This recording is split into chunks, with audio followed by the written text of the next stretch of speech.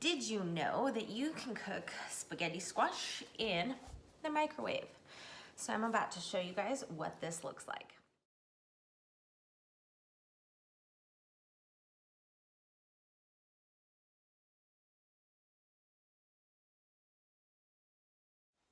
So I set the microwave for 4 minutes. Each time it goes up, I go to check it. Sometimes it takes 16 minutes to do. This time it only took 12 minutes. So that's why I set it for 4 minutes every single time. Each spaghetti squash is different, kind of like us. What typically takes about 45 minutes in the oven just took me 12 minutes in the microwave.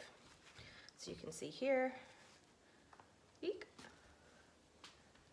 It's hot, but it is ready to eat.